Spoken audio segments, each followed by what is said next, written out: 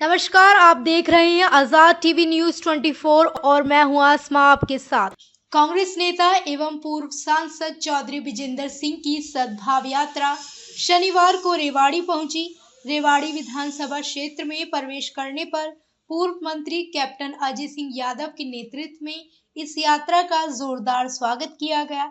रेवाड़ी शहर के नाईवाली चौक से प्रारंभ हुई, जो झज्जर चौक, आजाद चौक, मीरपुर, तुर्कियावास और ततापुर से ढकिया तक पहुंची।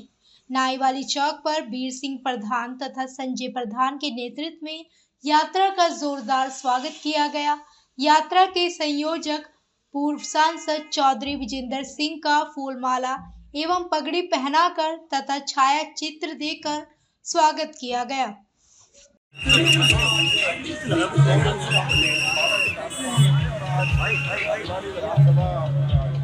शुरुआत है यात्रा की और कैप्टन साहब का आशीर्वाद है हमारे साथ और आशीर्वाद है कि यात्रा में हमारे साथ चले।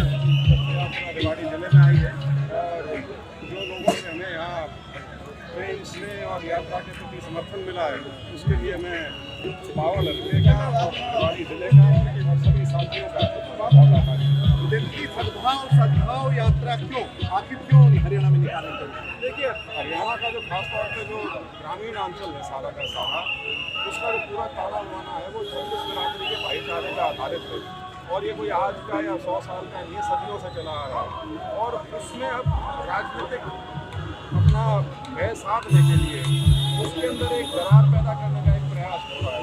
ये नहीं कहते कि दरार पैदा हो गई, लेकिन प्रयास ज़रूर हो रहा है और राजनीतिक तौर पे मैं यदि ये कहूँ कि उनको कुछ हद तक कामयाबी मिली है तो वो भी सही होगा। इसीलिए हम ये मानते हैं कि इस चीज़ को यदि हमें रोकना है उसमें कांग्रेस पार्टी की एक अहम भूमिका है और क्योंकि कांग्रेस ही एक समावेशी पार्टी है जो सबको साथ लेके चलती है, समाज के हर वर्ग की वो बात करती है। वो कहीं 80-20 का जिक्र नहीं करते, वो कहीं 35-1 का जिक्र नहीं करते, वो कहीं 10 वर्ष बैक का जिक्र नहीं करते। तो इस चीज़ से हमको बाहर निकलना होगा ताकि हमारी ये जो व्यवस्था है ग्रामीणांचल की खासतौर पर छत्तीस बिरादरी वाली वो बनी रहे और उसको मजबूती मिले। मोटे तौर पे यही हमारी यात्रा है। विजेंद्र जी, तमाम तरह की यात्राएं निकल रही हैं, आपसे पहले राहुल गांधी निकाल चुके हैं, उसके बावजूद भी ना तो केंद्रीय सत्ता में ना प्रदेश की सत्ता में कांग्रेस की वापसी होती है। नहीं, ये सत्ता की लड़ाई के लिए तो यात्रा है नहीं, अभी तो कोई चुनाव नहीं है, हम कोई वोट मांगने नहीं आए हुए और शायद इसीलिए ये सही समय था इस तरह की बात लोगों के बीच में लेकर जाने का। यही चीज़ यदि आप चुनाव से 6 महीने पहले कहेंगे तो लोग कहेंगे तो वोट मांगने आए हुए हैं, नाम समाज का दे रहे हैं लेकिन मुख्य उद्देश्य तो ऐसा लगता है कि वोट मांगना है। हम इस समय जो निकले हैं वो इसीलिए ये समय चुना गया है कि कम से कम हमारी जो सोच है, हमारी जो एक ये पहल है, ये ईमानदार पहल है जो लोगों को लगे कि ये किसी तरह का राजनीतिक उल्लू साधने के लिए नहीं। वोट चोरी का एक मुद्दा है विजेंद्र जी, लगातार चल भी रहा है। विजेंद्र जी का क्या मानना है? देखिए, वोट चोरी को आप सिर्फ इलेक्टोरल रोल में धांधली के रूप में ना देखें।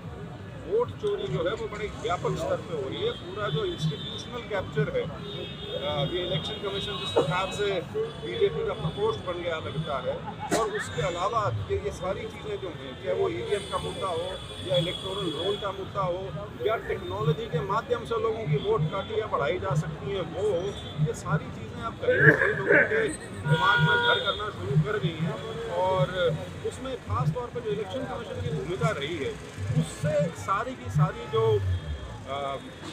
आपकी लोकतांत्रिक व्यवस्था है वो ऐसा लगता है कि संदिग्ध हो गई हो जैसे, क्योंकि इलेक्शन कमीशन उस तरह से बर्ताव नहीं कर रहा जैसा एक संवैधानिक संस्था को करना चाहिए।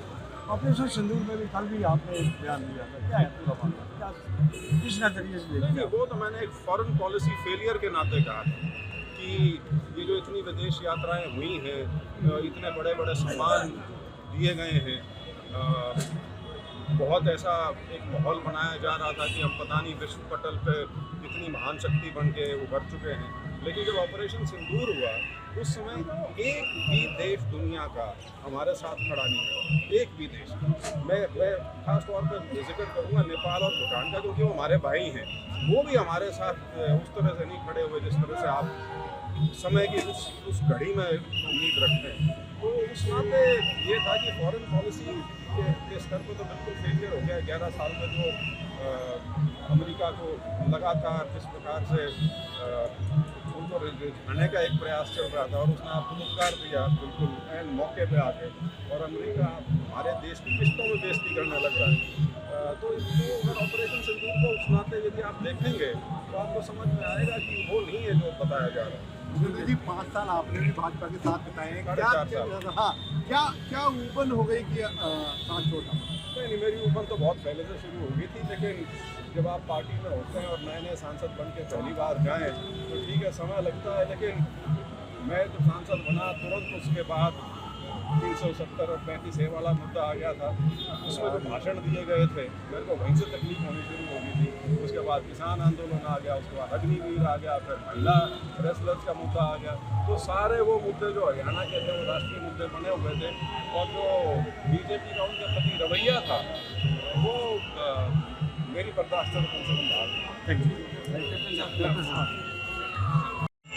यात्रा रेवाड़ी हल्के में आज शुरू कर रहे हैं और हमारा बहुत ही अच्छा प्रोग्राम रहा बाउल के अंदर।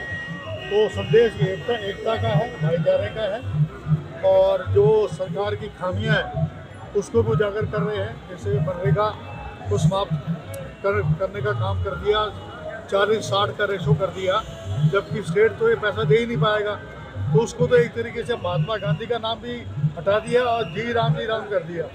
दूसरा जो है वोट चोरी का मामला है, 22 जगह ब्राज़ील की एक महिला वोट दे रही है, उसके बारे में भी सारा कुछ बता दिया। रेवाड़ी का जो है कोई भी आदमी ये नहीं कह रहा था कि चिरंजीवी राव हारेगा, लेकिन जब नतीजे आए तो सब जो है अवाक थे।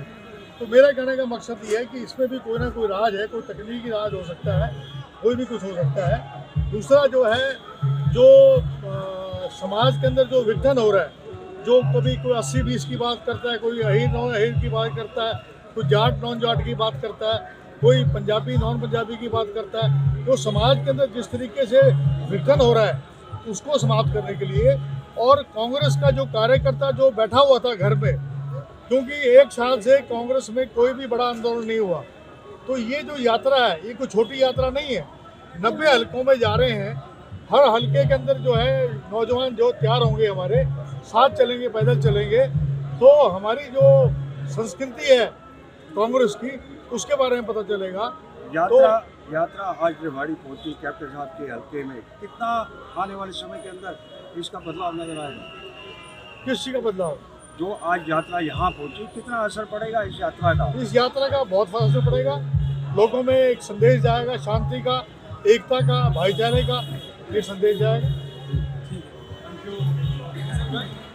ऐसी और अधिक खबरें देखने के लिए बने रहिए आपके अपने चैनल आजाद टीवी न्यूज 24 पर।